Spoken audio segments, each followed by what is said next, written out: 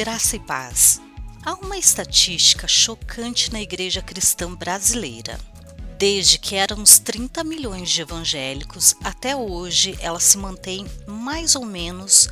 Para cada um crente firme, nós temos em média um desviado. O que nos mostra que o nosso desafio maior não seja o evangelismo, mas sim a dificuldade de consolidar os frutos desse trabalho evangelístico. Isso significa que essas pessoas que estão perdidas devam ser resgatadas. Aliás, esse é o assunto desse vídeo: resgatando os desviados. Fica comigo e nos próximos minutos nós vamos entender um pouco melhor esses princípios. Olá, sejam muito bem-vindos ao canal. Me chamo Andréia, espero que gostem do conteúdo desse vídeo. Se gostar, por favor, compartilhe e dá um like. Se puder, deixe um comentário. Assim o YouTube vê que esse vídeo é relevante e indica para mais pessoas. Conto com a sua ajuda, ok? Bom vídeo para você!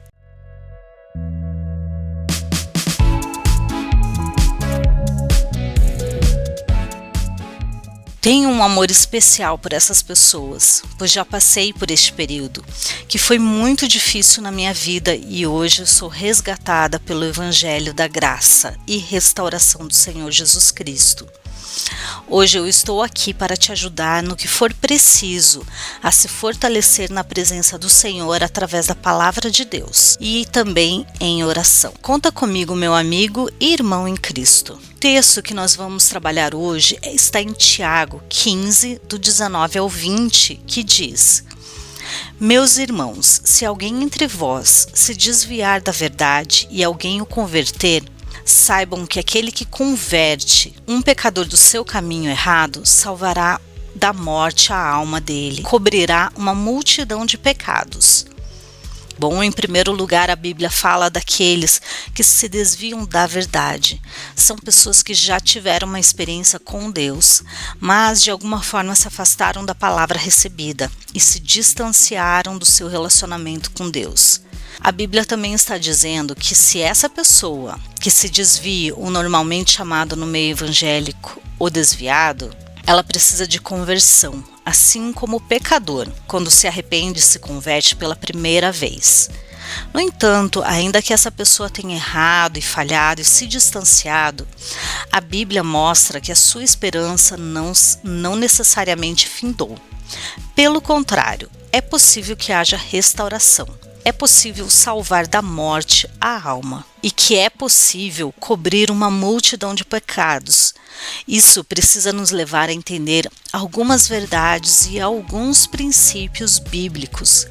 Por exemplo, a parábola do semeador. Jesus estabelece uma diferença entre alguns tipos de solo. Ele nos fala lá em Lucas 8, do 11 ao 1, de 4 tipos de solo. No primeiro, a palavra nem deu resultado porque aqueles que ouviram não entenderam e Satanás conseguiu roubar a palavra que foi lançada. Mas o segundo e o terceiro solo, eles são semelhantes. Fala de gente que a semente germinou, um processo começou, mas no entanto, por alguma razão, em cada um dos tipos de solo, o processo foi abortado, foi interrompido. E somente no quarto exemplo, Jesus fala da terceira situação, que é aquela onde a semente germina e, por sua vez, frutifica. E o que aprendemos com isso?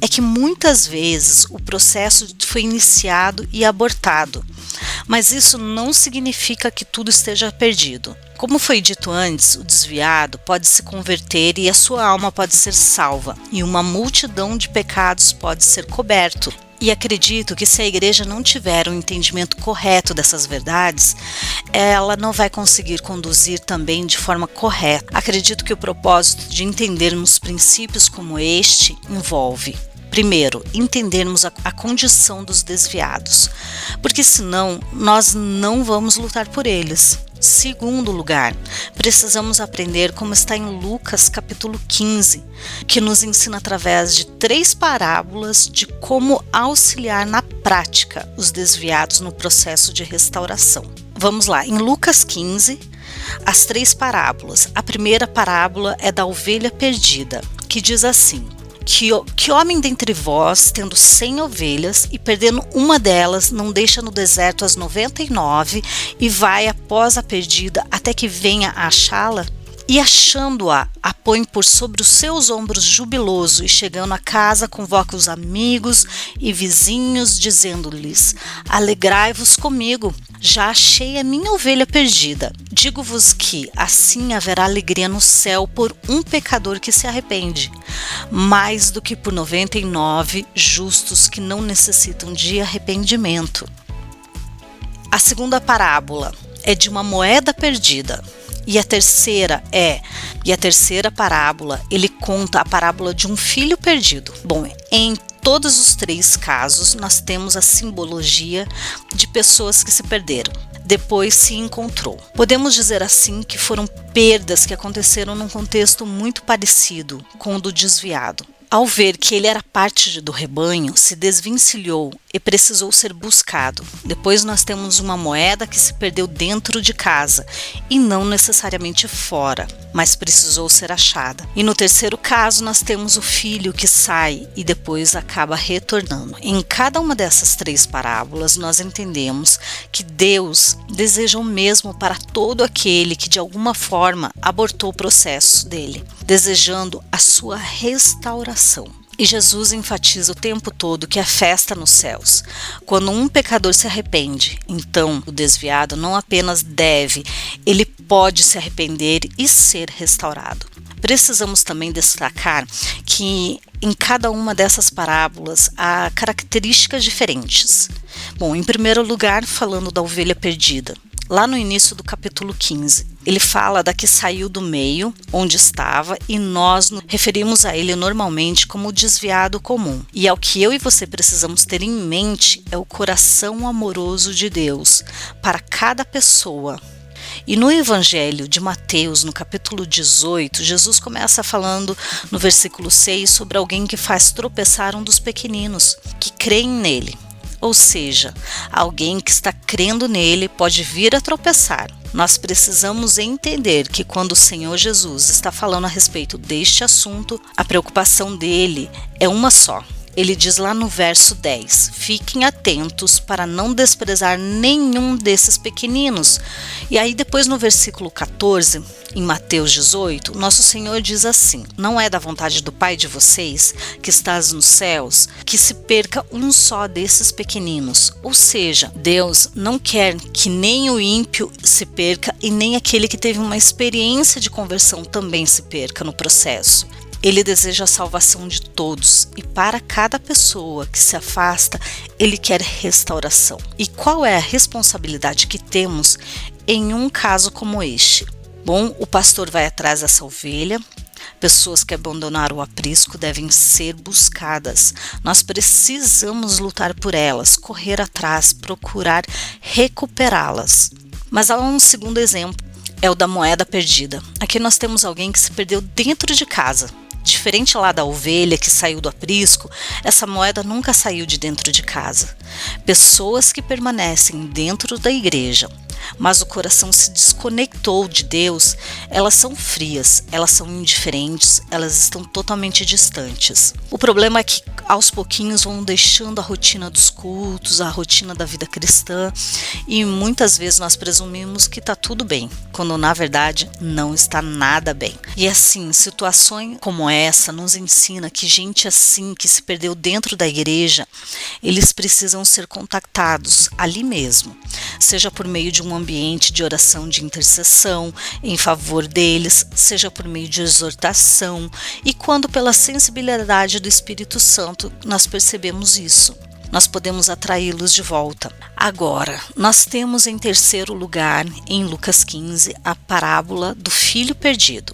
Eu gosto de colocar aqui entre aspas, aquele filho que matou o pai porque ele queria sua herança antes do pai morrer, como se estivesse acelerando todo o processo, é como se ele dissesse, eu quero autonomia, eu quero independência, eu quero estar desvinculado de você, eu não preciso de você, eu só quero aquilo que você tem para me dar ou oferecer.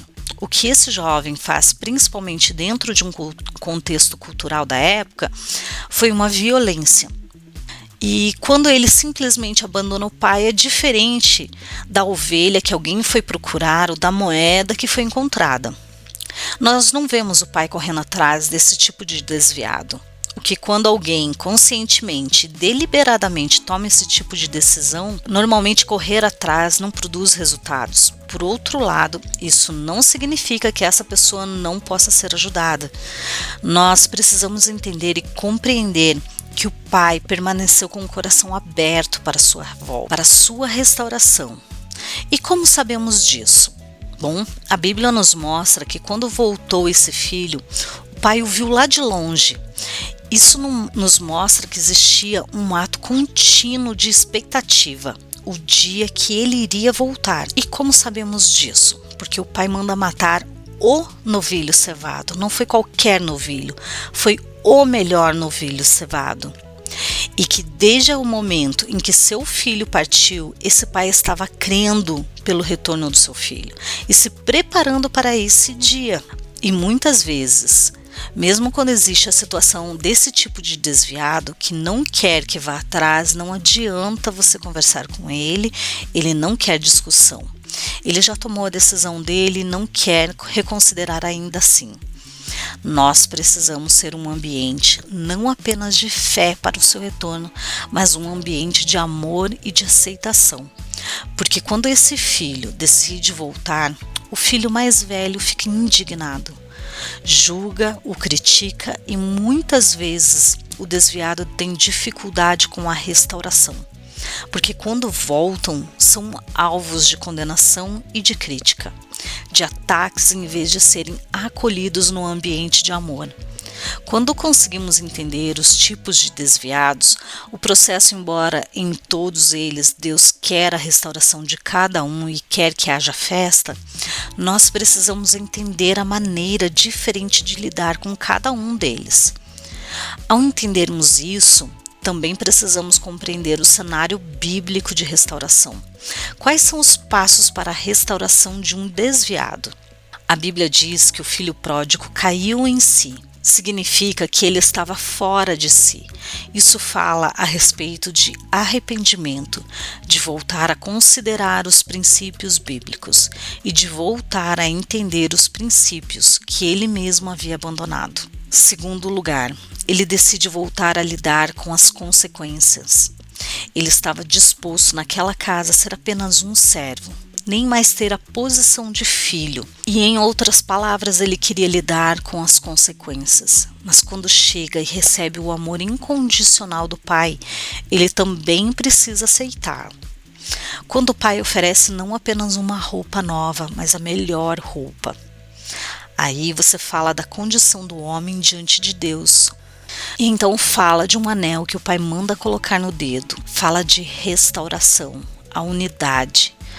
E onde a Bíblia fala de sandálias nos pés, fala de liberdade, porque os escravos não usavam sandálias. Naquele momento ele está dizendo: eu jamais te tratarei apenas como um servo, e sim como o meu filho. Agora, quando olhamos para o irmão mais velho, aquela atitude negativa deve ser o oposto daquilo que eu e você devemos ter. Que possa haver na igreja um ambiente de luta pelos desviados, um ambiente de disposição de resgatá-los, de aplicar fé para isso. E que à medida que eles retornam, que possa haver um grande acolhimento de amor, para que eles percebam que ainda são partes da família. Em vez de julgá-los, serão aceitos, serão amados, plenamente restaurados.